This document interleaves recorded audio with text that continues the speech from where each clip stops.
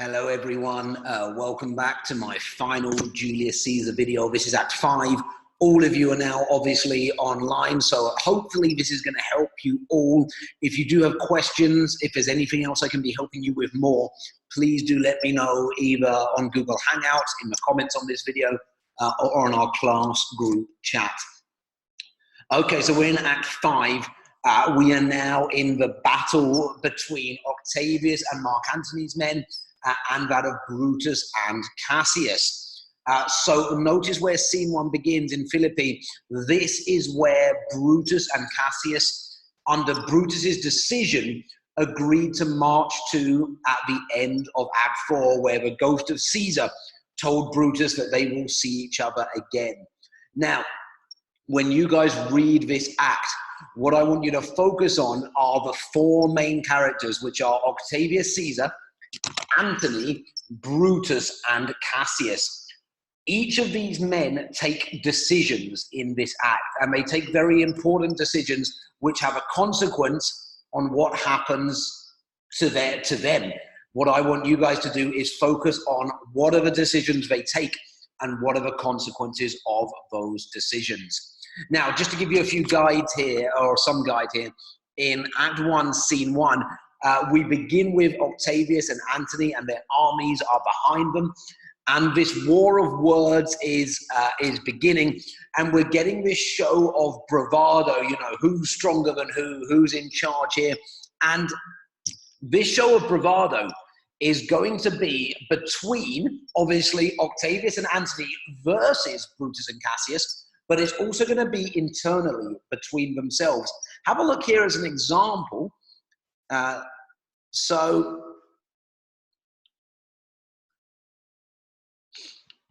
if we look where I've circled, Antony, now remember Antony is an experienced general. He's been involved in combat and fighting. He was in the war against Pompey. He says to Octavius, go to the left, right here. So you take your army on the left. Octavius, who's much younger than him, much less experienced, says, actually, no, mate, I'm going right. You keep on the left. And that's what he does. So notice as well, internally, that we have these divisions, these power structures. That's important right there. Now, let's clear that. Oh, back to meeting. Sorry about that. Let's try that. Okay, so let's clear these annotations now. Try this again. Perfect. Now, in come Brutus and Cassius, as well with their armies. And in this part here, I want you to look at the way in which they are interacting with each other. We are going into battle, right? This is going to be full-on fighting. There's going to be blood. There's going to be lots of people killing. But before the battle, there's like this obligatory battle of the words. You know, we're going to fight each other verbally before we take on each other physically. But again, we show that this battle is also within them, that it's internal. So I want to draw your attention to line 45 right here. Like Cassius is here still pointing out that if he had been in charge, their situation might have been different. So, you know, as well, it's against each other, but it's also internally.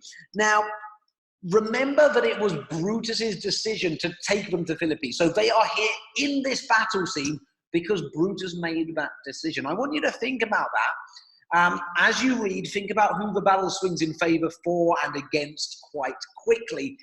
Did Brutus make the correct decision in taking the troops to Philippi? What would have happened if they'd stayed back?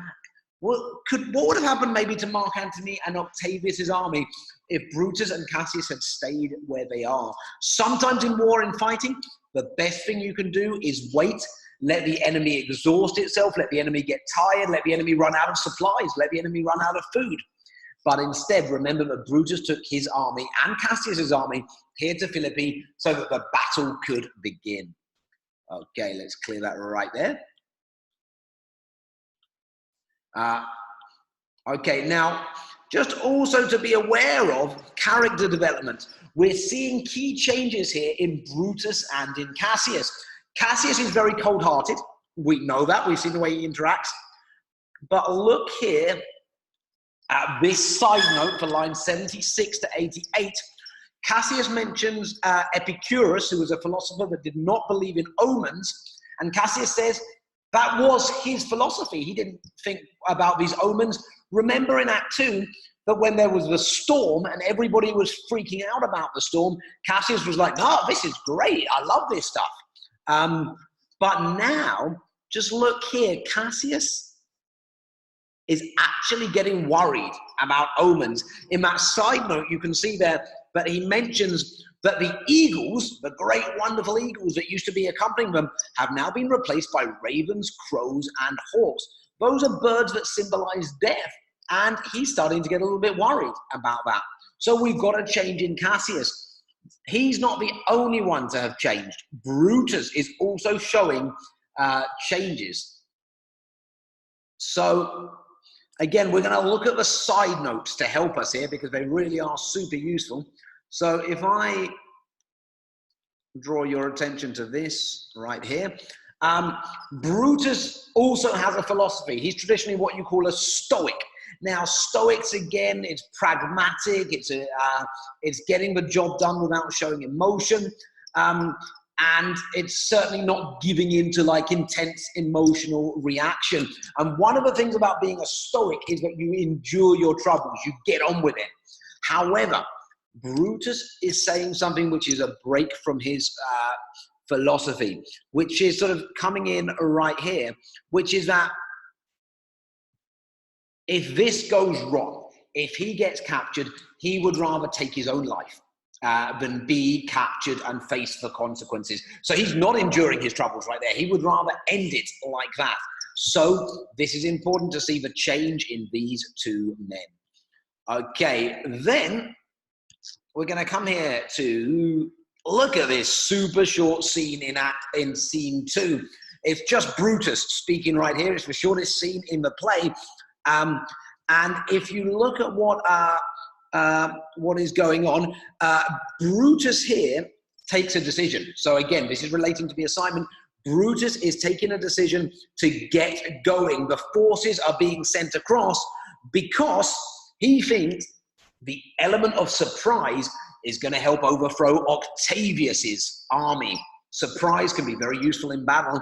And he thinks they can take Octavius, and that's going to help create victory. Okay, so that's scene 2. That's a super short scene right here. In scene 3,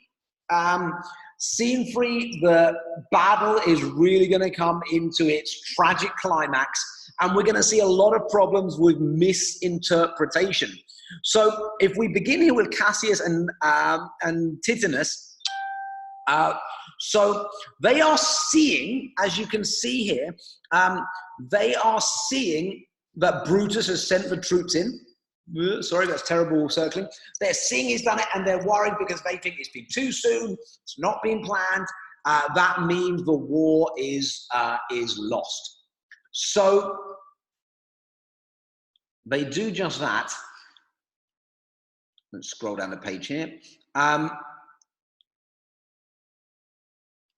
But then we get into this confusion situation. Cassius sends Titanus basically to go and be a messenger. Titanus is a servant to Cassius and helping him in the fight, lead his armies. And the news comes back that Titanus has been killed whilst he's gone on this mission. So, you know, Cassius thinks, oh no, this is all over for us. And how does he decide to deal with the situation? Well, let's have a look right here. Let's circle this right here. So convinced that the war is lost because Brutus has screwed up the tactics and he sent his messenger Titanus to go over, and he's been circled, he's been killed. Cassius decides to take his own life, and he asks his servant Pindarus to stab him right there. So Cassius is the first man down of this conflict, convinced that it was all over. So maybe think about that decision. Maybe that decision to send Titanus over there and how he responded to that decision and what that led to him doing. But as we know, so we've got the dramatic irony, Titus is not dead. He comes back. Hold on. Oh no, I need to do this, sorry. So he comes back, and oh my goodness me, here we can see here, his brave leader, Cassius, has been, is dead. It is now all over. So what does he decide to do? Well, you can probably guess because you know your Shakespeare a little bit by now. Well, have a look here about what Titus decides to do because of the situation. So on one hand, you've got Brutus's army who think they've done really well by storming in Octavius and taking him by surprise, and they're all there celebrating. And you've got Cassius's army going, this is a disaster. And Cassius taking his own life. And as you've hopefully seen by now, Titus also taking his own life because of the situation. So this is going on here in this scene. The other things to bring your attention to is, let's clear this, a very important quote, which is right here. In fact, let's keep the annotation. So now Brutus comes, arrives, and sees what has happened to Titus, sees what has happened to Cassius, and look who he thinks is responsible for the destruction that is happening to their armies just now. Oh, Julius Caesar, thou art mighty yet. So he knows that the ghost of Julius Caesar is still very much present and influencing what is happening. So the chips are seriously down right there. But let's come down the page.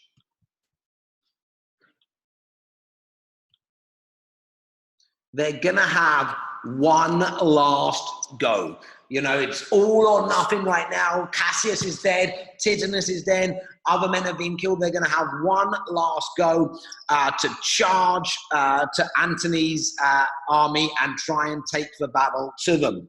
So that's Brutus's final decision right here. And if we look here, with nothing to lose, they're going to go in charging into battle. I am Brutus, Marcus, Brutus, I. So, you know, if you've seen the movie Gladiator, for example, this is that kind of moment, you know, I am Maximus, father of a murdered son. This is Brutus and Cato, his servant as well, doing the same thing.